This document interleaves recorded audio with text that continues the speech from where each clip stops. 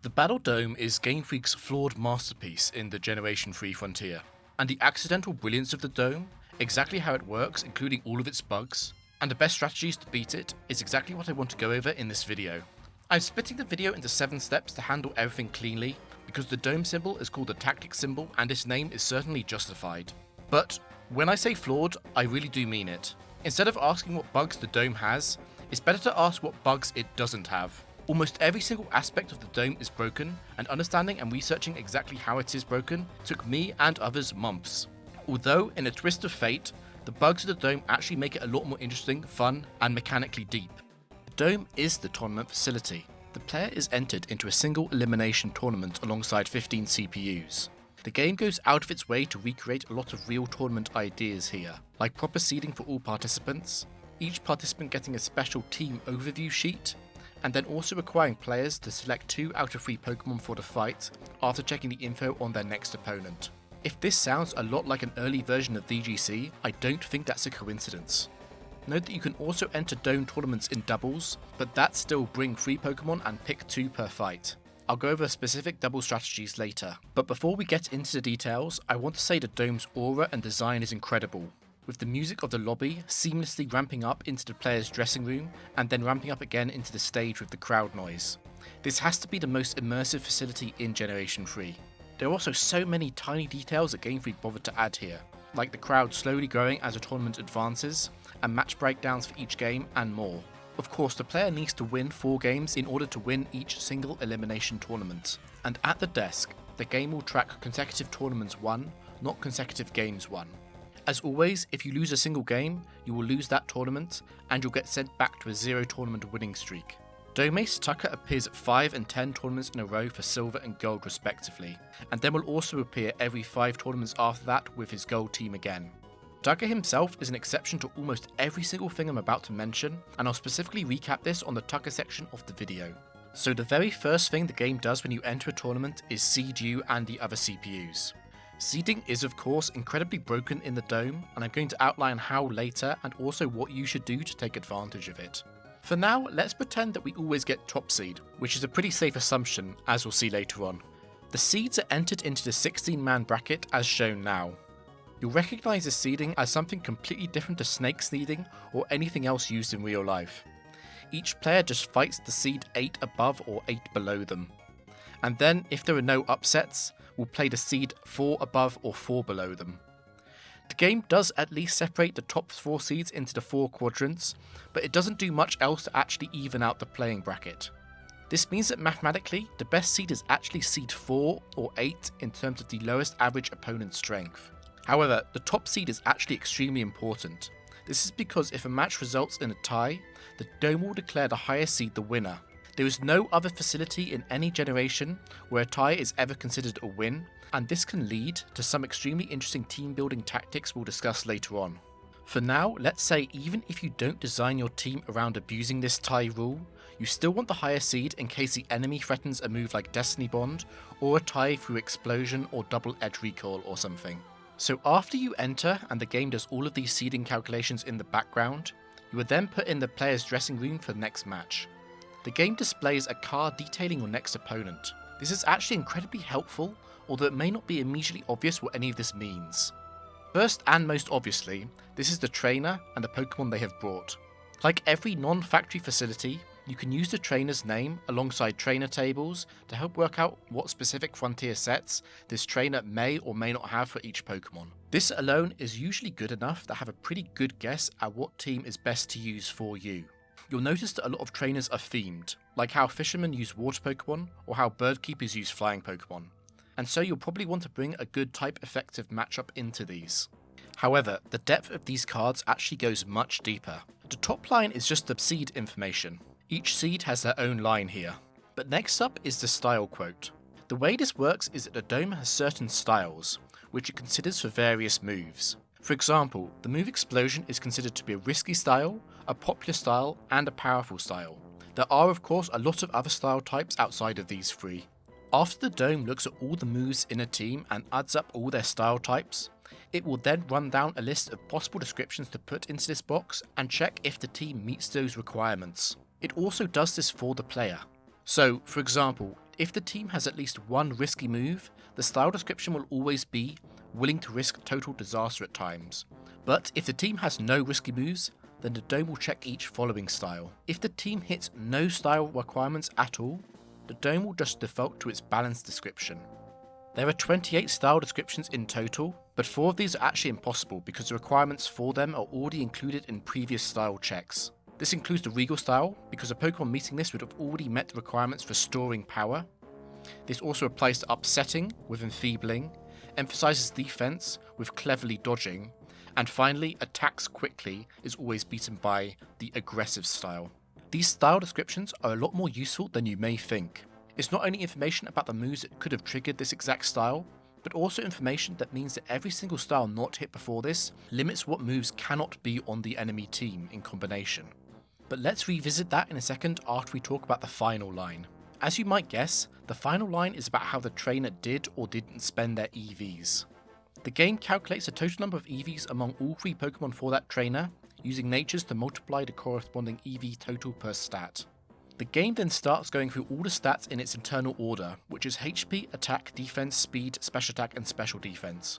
If a stat has EVs greater than 29% of the total EVs, it's flagged as being emphasized. If it's 0%, it's flagged as being neglected. But this is a dome, so of course this is also bugged. If 2 or more stats are found to be emphasized, I think the developers wanted to list the 2 stats with the most EVs. But the game actually performs the wrong check here, so instead it just lists the 2 stats in the stat order triggered by the emphasis condition.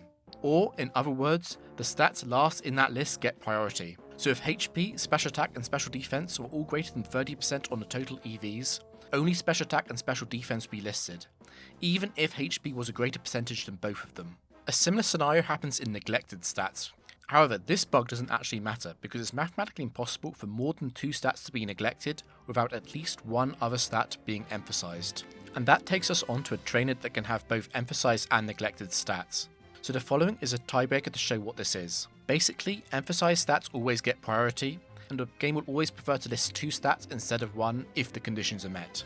In the somewhat rare event that no stat hits the emphasis or neglect scenario, which means that every EV percentage for stats must be between 1 and 30, the game will just show text that says the trainer raises Pokemon in a well-balanced way. On top of this, after round 1, you can actually get battle recaps between the other players. This is useful because it tells you for certain one of their moves that a Pokemon used in that battle. So, what should you do with this information? Well, this is a bit of a controversial question in the community. If you do not care about leaderboards or competition, I'm going to link Mow's Dome Assistant. This will programmatically crunch through a very complicated set of simulation scenarios to tell you exactly what Pokemon sets this opposing trainer can and can't have, and their chance. Using this is not fast, but it's going to perfectly and inhumanly calculate what's possible.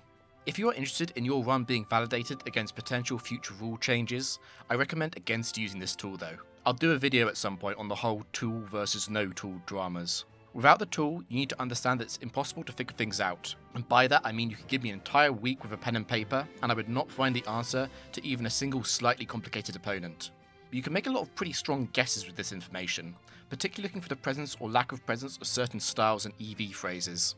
But if your aim is just to get the gold print or have a good time, honestly I just recommend checking the trainer table to see what sets they might or might not have, and then picking your team against them based on vibes. The dome is unlikely to actually punish you for this, for the reason I'm about to go over.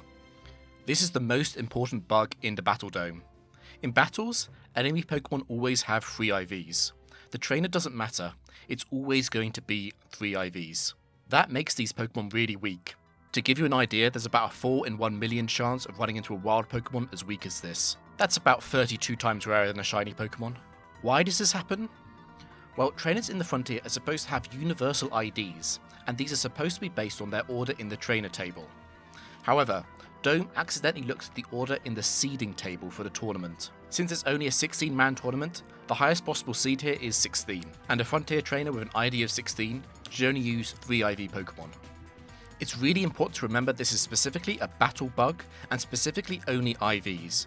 The trainers you can fight can absolutely still have Pokemon like Latios, and these Pokemon will still have the correct EVs, but for late game they're missing a massive 28 IVs in every stat compared to what they should have.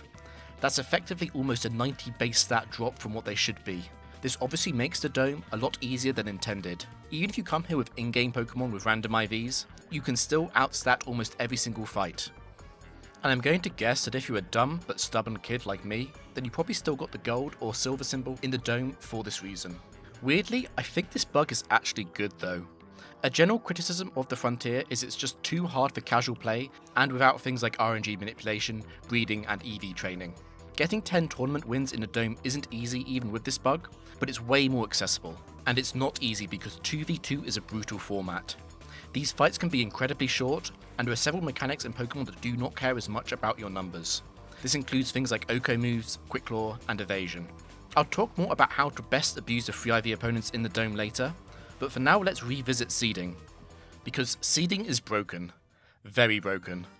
It took me a while to figure this out even with the help of the decomp, as these kind of bugs can be really evil to spot. There are 4 separate bugs that all affect how the CPUs are seeded into the tournament.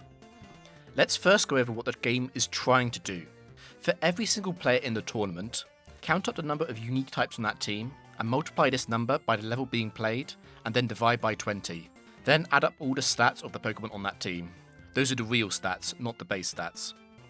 The combination of these two numbers should then be that player's seeding score. The players should then be seeded in this order to get the seeds.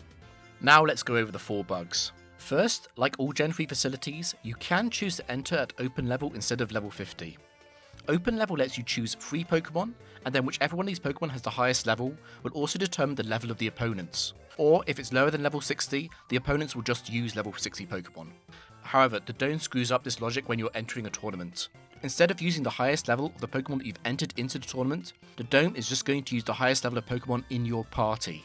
That means if you have a level 100 Pokemon in your party, and then you select 3 level 65 Pokemon into the tournament, the dome is going to run seeding for all the enemies as if they were level 100. Now you always want the highest seed possible, so this is definitely something to avoid. Second, and this was a particularly nasty bug to find by me, the enemy trainers do not have any EVs when their seeding stats are being calculated. They still have EVs in the actual fights, but for the sake of the seeding calculation they do not. This is obviously a massive benefit to the player, as it represents roughly an 8 to 9% point loss compared to what the AI should be getting from its stats calculations. Third, and maybe this isn't considered a bug, the game is going to use the correct IVs for that trainer for the sake of the calculations of stats as well. It's not going to use the bugged 3 IV value. And finally, the biggest bug. The stat calculation for every stat except HP can overflow. The largest possible value is 255. So if a Pokemon has 300, this will get adjusted down to 44. This is another huge benefit to the player. At level 50, it doesn't matter, since when combined with the EV bug, it would only actually affect Shuckle. However, at higher levels, it absolutely can happen, and very often will happen. At level 100, this happens for all base stats of 110 and above with a neutral nature. And obviously, when it does happen, the CPU seeding score loses a massive 256 raw points. Notably, the Pokemon hurt the most by this are actually the Lati twins, as well as a number of other Pokemon you probably do not want to face. Now, in almost all of these Emerald Frontier videos, I am going to recommend playing at level 50, but for the seeding bug in particular, it really does make sense to potentially play at level 100. And if not level 100, then at least above level 79, as level 79 will still hamstring opponents that have base stats above 130. Another really important part of the dome is the AI versus AI battles. The game does not fully simulate these battles of course, and instead does something pretty weird and also very broken. So what the game tries to do is the following. For each matchup, calculate the NPC's matchup score against their next opponent. Then, the NPC with the highest score wins. If there's a tie-in score, the higher seed wins. The matchup score is pretty straightforward. We look at all the CPU's Pokemon, and then for each of their moves, calculate the type matchup of that move against every enemy CPU Pokemon. More points are awarded for good type matchups, and points are taken away for very bad type matchups. This check does not care at all about status moves versus damage moves.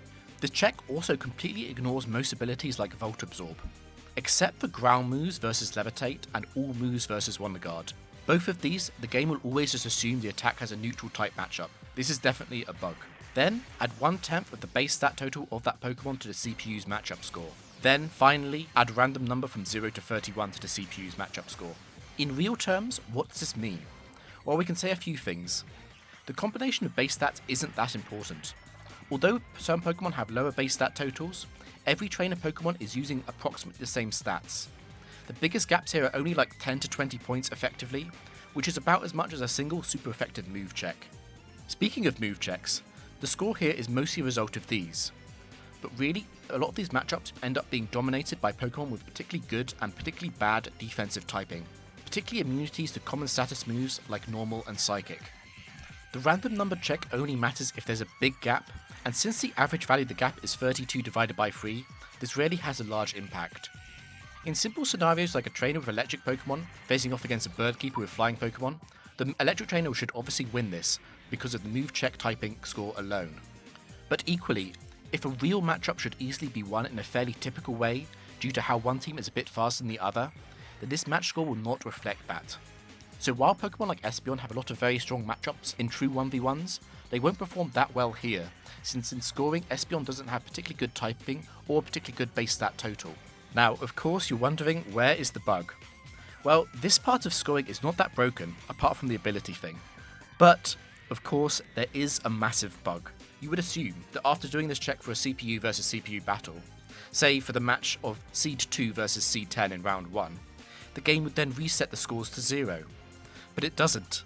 So when the game calculates Seed 3 versus Seed 11, Seed 3 starts off with the score that Seed 2 got previously against Seed 10, and Seed 11 starts off with the score that the Seed 10 got previously.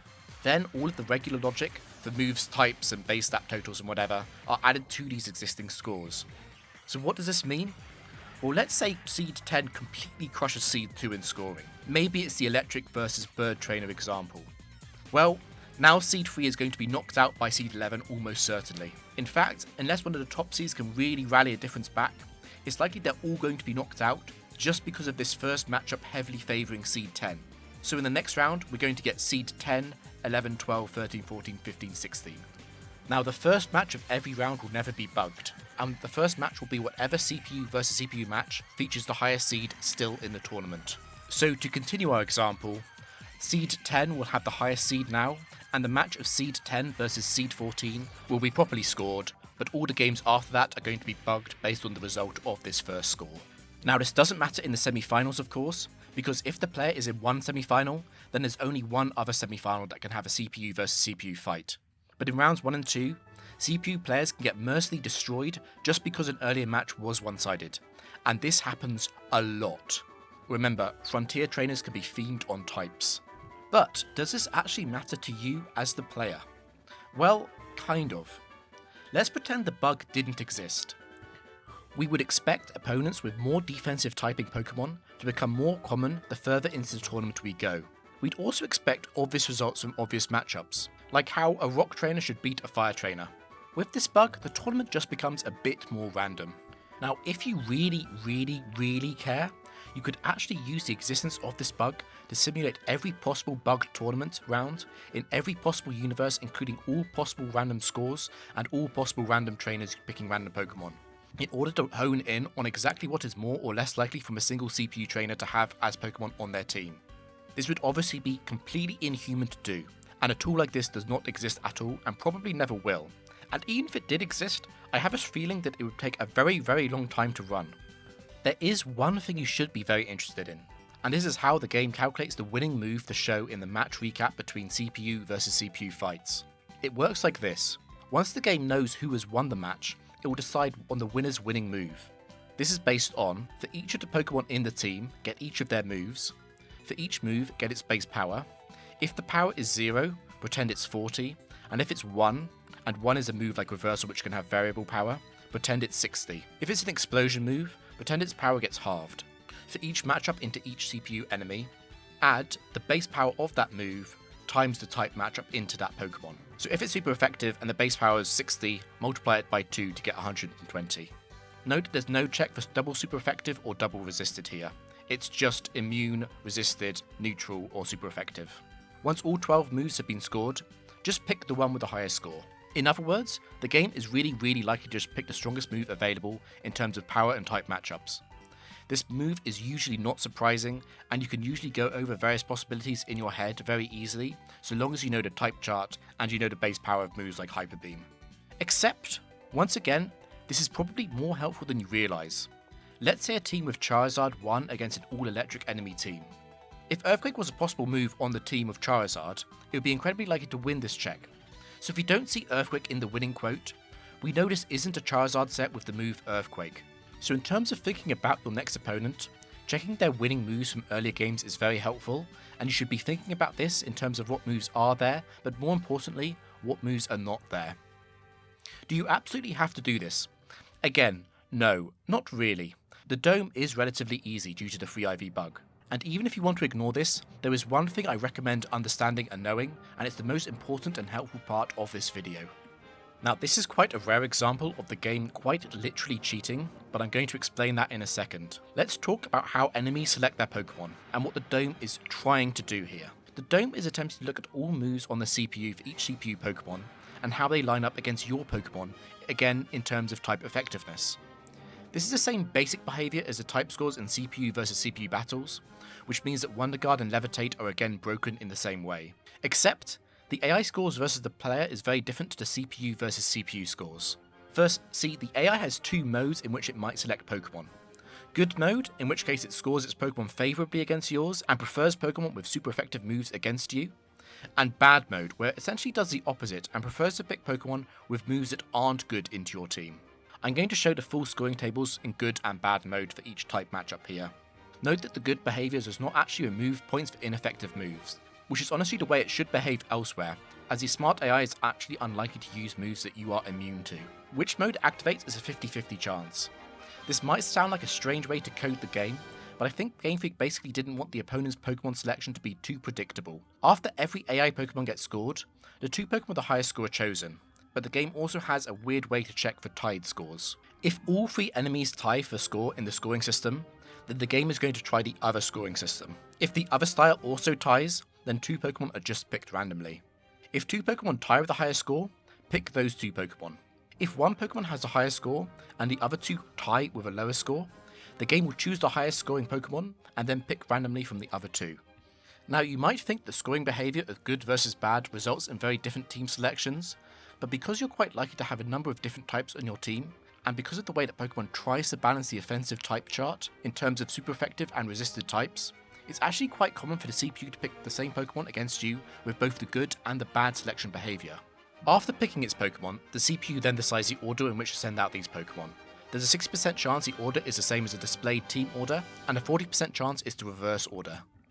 Now, you've been waiting for it, and of course, yes, there is a huge bug which means the AI is actually cheating here. You see, the AI selection happens just after you pick your two Pokemon. That means that whatever Pokemon you didn't pick has been temporarily removed from your party. However, the game is still going to try and select its team based on your three Pokemon. Of course, you don't have a third Pokemon. So the third Pokemon instead becomes this weird default Pokemon that happens in the score in the CPU selection. This placeholder Pokemon is considered a normal type, which is going to skew the selection of enemies with fighting and ghost moves. For example, let's say I have a Gengar, a Suicune and a Metagross on my team, but I decide to bring Suicune and Metagross. The Gengar becomes a normal type before the AI selects the two Pokemon. In other words, the AI's team selection reacts to what Pokemon you select first. Now, the nature of this bug means if you want to calculate exactly what the AI is going to bring against you, then even if you know the AI's exact team and all of its moves, which you often don't know, then you have to calculate the good and bad AI team pick behaviour for all three Pokemon combinations that you can bring yourself, since each pair of Pokemon changes the third Pokemon the AI sees on your team to this particular placeholder Pokemon. Even once you practice a bit, this is another very tedious and very complicated check to run, because in reality, you often don't know the exact enemy team, and you also have to consider every possible combination of Pokemon the enemy could have and how that does or doesn't change their team selection against you. In other words, this is an inhuman calculation, and once again, the Dome Assistant tool can do this for you. Using the assistant is not super fast, but it is infinitely faster than doing these calculations by hand because you almost can't do them by hand. And again, I don't know if the community is going to vote for or against the use of the tool in the future. If you don't want to use it, what learning points are there here? The biggest one is to understand that just because the enemy Pokemon has some very good moves against you, it doesn't guarantee that that CPU will bring that Pokemon into the battle, because bad mode could be activated. You want to treat the AI selection as pretty random, even though the Dome Assistant can probably solve it for many cases. The other major thing to understand is that Levitate and Wonder Guard are broken. Levitate is pretty important because Earthquake is one of the most common moves in the Frontier, and Wonder Guard is an absolutely massive deal, and we'll talk about Wonder Guard extensively in the final chapter of this video. For now, let's focus on Tucker. Tucker is a bit of a unique case. A lot of things that are bugged or broken for every other CPU do not apply to Tucker, so let's run down his behaviours, as this is also a good recap for all the mechanics earlier on in the video. So Tucker gets special treatment in the tournament generation. He will always be placed as either Seed 1 or Seed 2, which one of these depends on which side of the bracket the player is on, as he'll always be on the opposite side of the bracket. And this guarantees you can only ever run into him in the finals. Tucker also ignores the free IV bug, which does make him a true boss. In the silver fight he'll have the correct 20 IVs, and in the gold and all gold rematch fights he will correctly have 31 IVs. Tucker also always wins every single AI versus AI match, and his scores do not contribute towards the bug scores for this match. This means that tournaments with Tucker in them are a lot closer to how they're intended to run. Tucker also always wins the referee decision in the event of a tie. It doesn't matter if you're Seed 1 and he's Seed 2. This is particularly important because it means that once every 20 games in singles, you absolutely must win. Tucker of course is not in doubles. Tucker also never randomizes the order of Pokemon in his party, and will always send his Pokemon out in the order they're displayed. This means that for Silver and Gold, Swampert will always be the first Pokemon out, or it hasn't been picked. And then Charizard or Latias will always be last out, or not on the team at all. Tucker also has special move selection for his winning quote, although you don't need to worry about this as you already know Tucker's exact team. What does all of this mean together? Well, Tucker is a real boss. A lot of the Frontier brains actually kind of suck and have terrible teams, but Tucker's team definitely does not suck, and at 31 IVs you have to be ready for it. I will outline in particular his Quick Claw Metagross is a nasty threat here. Latias would be more deadly if it wasn't always in the final position and if it didn't have 0 speed EVs, but because it's last you can often cheese Tucker on it. And that takes us to team building and gameplay tips. I will say, this video does not go into the cutting edge theory on the very best Dome teams. The reason for this is that these teams are so complicated and difficult to use that if you do not want to dedicate a huge amount of time to studying them, you definitely shouldn't touch them. I'll go over them in a future video instead. For now, let's talk about Shedinja. You may have noticed that Shedinja completely destroys Tucker Gold fight, since none of Tucker's moves can touch it. Shedinja has a bit of a rough time in the Frontier, frankly. It's pretty unusable in Generation 4 due to how common automatic Sand and Hail are there, and it can't even appear as an enemy in Gen 4 after the very early rounds. In Emerald, Shedinja also gets shut down quite badly by Tyranitar, and Shedinja's gimmick in general does not work that well in almost every other facility. The Dome is the one place where Shedinja is a very competitive option though. A big part of how powerful Shedinja is based on the broken AI selection against Wonder Guard. The AI is going to treat all of its moves as completely neutral against Shedinja. This means that when you select a team with Shedinja in it, the AI is basically only scoring against a teammate that is not Shedinja, as well as the placeholder normal type. This makes forcing certain enemy teams a lot easier with Shedinja, and it also offsets what should be very unusual and unpredictable typing. The other upside is obvious. You can simply not bring Shedinja to battles where you think it's going to be useless, and selectively deploy it only against certain ultra deadly opponents. Shedinja is a lot stronger with detailed scouting from the Dome Assistant, but this is not completely required. And because you know all the Pokemon that could be on their team, you can also bring Shedinja in what looks like somewhat risky scenarios. Let's pretend the enemy has a Charizard and some other Pokemon that can't touch Shedinja. You can still bring Shedinja to this fight and put it in the back. If the lead Pokemon is not Charizard, just switch to Shedinja. And if the lead Pokemon is Charizard, then your lead obviously should have been whatever Pokemon you think has the best chance of beating Charizard. Then if your lead faints after this, it's fine. Shedinja is going to win the final 1v1. Shedinja also abuses the free IV bug quite well. Shedinja hits a huge anti-speed IV tier at 92. That lets it outspeed base 85 opponents with no speed investment. This and speeds below it include a massive number of otherwise very scary opponents. If 31 IVs in speed is too hard, you can always just pick a speed boosting nature instead. In terms of using Shedinja, it's very simple. You want an attack that doesn't make contact to dodge losses against contact abilities, and that just means picking Silver Wind and Shadow Ball anyway. Aerial Ace is a smart third move. The final move is optimally going to be something like Hidden Power, but you can totally just run something like Toxic instead. Shedinja really wants 2 items in the Dome. Lumberry is the typical pick for obvious reasons, but Choice Band is arguably stronger. Choice band means that if you get a speed advantage on a lot of slower enemies, you can kill them before they act. This means that if you know what you're doing, choice band is actually the stronger choice. Shedinja's best teammates are essentially just Pokemon that do extremely well into its obvious weaknesses. And while Shedinja can be used at open level, since Tyranitar does not exist at level 50, it's probably a better idea to go at level 50. And there is one significant downside to using Shedinja, which is because of its 1 HP gimmick, you aren't going to be a high seed. This doesn't matter too much though, as Shedinja based teams will almost never be looking to tie a game. And Shedinja definitely isn't the only Pokemon that abuses the lower speed enemies.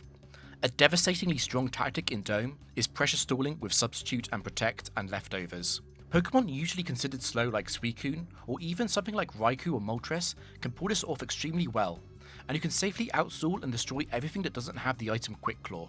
But honestly for Goldprint, this is kind of overkill. The two really big recommendations I have for the Dome are actually Gengar and Metagross. Every Pokemon appreciates the free IV bug, but Gengar in particular loves it, as it makes it fast in almost everything that matters, and a roughly 20% bulk nerf to enemies from the free IVs also means that Gengar starts picking up critical kills with Thunderbolt, Ice Punch and Fire Punch and Psychic. But to get the most out of Gengar, you really want to abuse Destiny Bond. Remember the tie rule? Gengar abuses this in a truly disgusting way. Just consider how hard it is for the enemy to get through Gengar, when in the worst case scenario, Gengar can often just force a tie with Destiny Bond anyway. A similar effect applies to Metagross. Metagross is a bit like Shedinja in the sense that it's actually quite bad in the Emerald Frontier. It's weirdly popular with noobs, likely because of the speedrun route, but Metagross has some terrible drawbacks in its bad speed and super unreliable Meteor Mash accuracy. In the Dome, Metagross sheds off these issues. In fact, with speed investment, Metagross is actually truly fast and benefits even more from a speed boosting nature. It's hard to describe just how unfair Metagross feels to use when you're able to naturally outspeed Pokemon like Arcanine. Metagross is also super tanky in the Dome against the weaker enemies, and a lot like Gengar, Metagross finally starts getting some really important kills against weaker Pokemon without having to rely on stab. You should still probably run Meteor Mash for emergency scenarios, but Metagross's main toolkit here is actually Shadow Ball, Earthquake and Explosion. Explosion does exactly what you think it does. It forces ties. I also recommend Choice Band on Metagross to make all these attacks hit even harder. The only thing to look out for on Explosion is the obvious Protect and also evasion items like Bright Powder. Again, the Metagross-Gengar duo is pretty devastating. Metagross struggles a little bit with a few very strong Earthquake users, which Gengar can usually handle, and Pokemon with Damp can block Explosion, but Gengar can usually handle these with either Thunderbolt or Giga Drain. But with Gengar Metagross, most games can just end in 2 turns with the combination of Destiny Bond and Explosion, exploiting the fact that the player is always going to win the tie decision at the higher seed. Despite this, Explosion and Destiny Bond are actually your backup plans. That's why this is so strong. But as interesting as those options are, let's talk about the king of Simple Man's Dome. It's hard to describe just how strong Choice Band slacking is in the Dome. You will want to run Double Edge as well as Return, because Double Edge gets some truly unbelievable kills, like a clean Oko on defensive Wall Rain, and slacking usually has trouble deciding on 4 moves between Return, Double Edge, Earthquake, Shadow Ball and Brick Break. But slacking actually hits so hard that you don't need Brick Break. Slayking is also fast enough that you don't need to run Jolly, you can actually just run Adamant for the ungodly power. Slacking's obvious flaw does not actually matter as much in 2v2. This is because 2v2 is obviously just so much faster. You also never really have to worry about locking into a normal type move, as you can't be surprised by an unknown Ghost or Steel type Pokemon in the back, because you already know the team of the next opponent anyway. On top of this, Double Edge's drawback also isn't nearly as bad when you remember that you win ties anyway. This is another advantage Slacking has. Its massive base stat total means you're essentially guaranteed to get top seed. If Slacking has one flaw, it's probably the Tucker matchup. Slacking will Oko Swampert with Adamant Double Edge, but Slacking doesn't do very well against Latias, who can just about survive Double Edge, and Metagross can also go very badly because it has the brutal punish in Protect. That said, you can still bring Slacking to a Tucker match if you have to, but I recommend putting it in the back. I also cannot lie, I have to also recommend Latios. Latios is actually just good everywhere in the Frontier, and so is Latias. I will say that in Dome, not only does Latios hit stupidly hard and outspeed everything, but Latios is also surprisingly bulky against free IV enemies. I still recommend going for an offensive build on Latios, but Recover is definitely a viable move to slot in. So that's singles, and honestly, you can make almost anything work in the dome with some effort. How about doubles? Well, doubles is a bit weird. It's also 2v2 just like singles, which means that matches can obviously end stupidly fast. First up, the normal and expected things do work in doubles. A well-known strong core is Choice Band Tauros paired with Latios, and I can confirm that this duo is disgustingly good. But probably slightly better is a slightly more defensive flex option. Fake out is the key to a lot of safety in doubles, particularly in the dome. This is because your biggest fear is probably going to be an enemy going for a quick claw explosion as their teammate survives.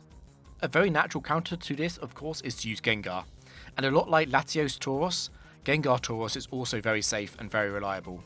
And really, when I say these Pokemon, you can totally imagine similar variants in your mind. A lot of bulky waters work very well, despite Surf having a 50% spread damage nerf. Swampert in particular does stand out here. But things can get even wackier. Tucker isn't in doubles, and this means it's actually viable to just try and tie everything. Initially, you're probably thinking of Explosion, and this does work pretty well, although Damp is a more significant problem. And so are items like Focus Band, Bright Powder, Lax Incense, and Protect, which do let a lot of enemies survive. Most Explosion strategies instead focus on a primary game plan of avoiding Explosion, but with Explosion as the ultimate trump card for a lot of tough scenarios. A lot of Pokemon that usually can't pull off Explosion are actually viable in doubles because of the IV glitch. That means Pokemon like Gengar and Electrode hit way harder than usual, and of course Pokemon like Metagross are surprisingly fast and can get in an early Explosion. Another very strong option is to import my Ninjask bait idea from Generation 4 back into Generation 3. Ninjask can go as low as level 34, and potentially even lower, so long as you can OHKO enemy Jolteon. The Ninjask plan is simple but devastatingly effective. Use Protect on turn 1, your teammate kills one or both enemies, and then use Substitute on turn 2. Ninjask is a super low level and will sandbag its defenses, but equally with Speed Boost is fast enough to substitute first on turn 2 almost no matter what. Unless both enemies survive the 2 opening rounds, Ninjask will then still be alive to protect again on turn 3. The idea, of course, is that the smart AI always tries to kill Ninjask, which keeps its teammates safe. That teammate just needs to be something that hits incredibly hard, and which the AI is never going to see a kill against. A bulky Tauros can achieve this quite easily without giving up too much power on its attacks. Snorlax needs to invest a bit more heavily to make sure it's never in cross-chop range, but this is also possible. Snorlax is also interesting because it learns self-destruct. The third Pokemon on the Ninjask team should definitely be a safety check for Pokemon that won't go for the Ninjask bait. Importantly, this needs to cover Pokemon such as Pokemon that only have OHKO moves like Lapras and Walrein. An obvious choice could be Fake Out here, but I could also see Absolute Offense also working. It's worth mentioning that so long as Ninjask gets leftovers and runs the standard Toxic, Ninjask can actually win a lot of 1v1 endgames against OHKO enemies. But Ninjask probably isn't the best idea. Instead, the best doubles tactic is actually to go for a primary game plan of using Perish Song. Perish Song is not unblockable, but the only Pokemon with Soundproof can be flagged and killed pretty easily. Once Perish Song is used, you just need to stall for 3 turns. This can be done pretty easily through moves like Protect, Substitute, Dive, Fly, and Dig. In fact, Lapras is an excellent user of Perish Song due to Shell Armor. And of course, Perish Song on turn 1 pairs very nicely with Fake Out. The backup third option of Pokemon on a Perish Song team absolutely needs to flex into an offensive support role for these games, where Perish Song either isn't viable or is too risky. Once again, and this is almost always the case, this would be against OHKO enemies and particularly those with Quick Claw. So that's the Battle Dome.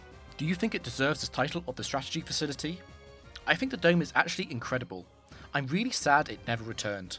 Among very casual fans, I think maybe the Pokemon World Tournament was better received, but in my opinion, the Dome did everything way better.